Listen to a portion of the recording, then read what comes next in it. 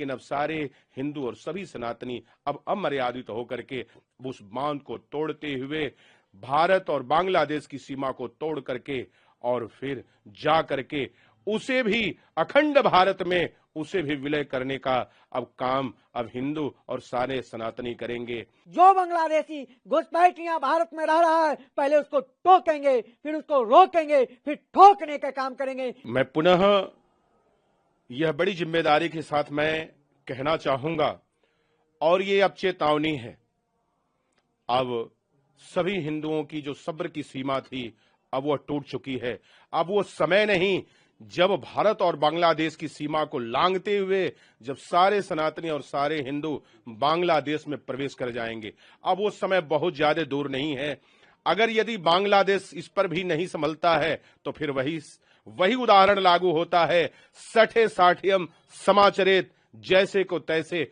अगर जो जैसे में खुश रहता है उसको उसी में जवाब देना पड़ेगा। और मैं पुनः फिर यह बड़ी जिम्मेदारी के साथ मैं पुनरावृत्ति करता हूं कि अब विश्व देखेगा, दुनिया देखेगी कि हिंदू किसे कहते हैं। जो हिंदू अब तक मौन रहा, जो अब तक ज्ञान देता रहा, क्षमा मांगता रहा, अब तक हिंदू मौन रहा, कुछ न बोला, बस केवल वह अपनी सहन शक्ति को छुपाते हुए मर्यादाओं का पालन किया है। लेकिन अब सारे हिंदू और सभी सनातनी अब अमर्यादित होकर के उस बांध को तोड़ते हुए भारत और बांग्लादेश की सीमा को तोड़ करके और फिर जा करके उसे भी अखंड भारत में उसे भी विलय करने का अब काम अब हिंदू और सारे सनातनी करेंगे।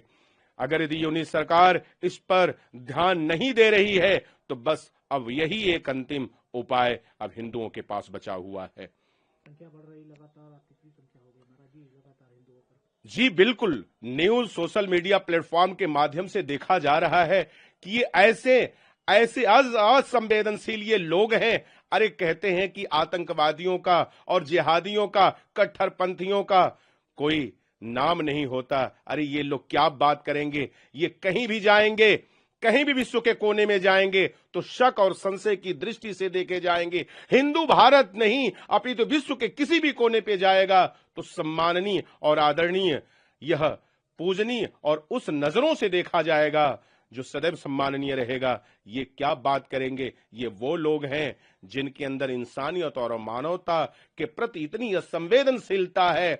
मैं इसकी भर्त्सना करता हूं और निंदा करता हूं और न्यूज सरकार को पुनः चेतावनी दे रहा हूं कि संभल जाओ, नहीं तो फिर जो एक रेखा है दोनों देशों की, वो रेखा को हिंदू पार करते हुए और फिर वहां से बांग्लादेश को विच्छेदन करके और उसे आजाद करके और ला करके भारत में विलय कर देगा। अब वो समय आ चुका है।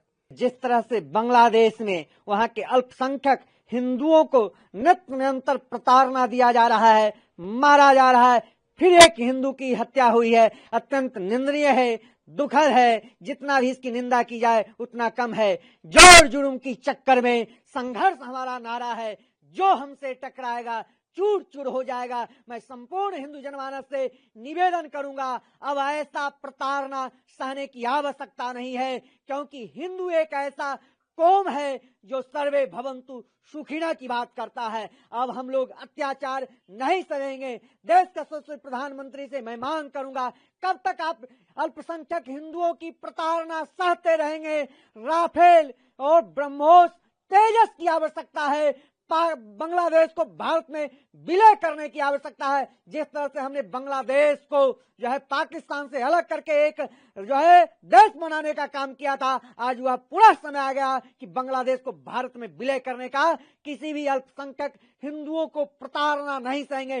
जो बांग्लादेशी घुसपैठियां भारत में रह रहा है, पहले उसको टोकेंगे, फिर उसको रोकेंगे, फिर ठोकने का काम करेंगे। किसी भी अत्याचार का जो है प्रतिकार करूंगा। किसी भी क्रिया का प्रतिक्रिया होता है, कंटके नैव कंटकम, ऐसे जल्लाद आतंकवाद जो है, ऐसे आतंकवादियों को मिट्टी में जो है मिलाने का काम करूंगा।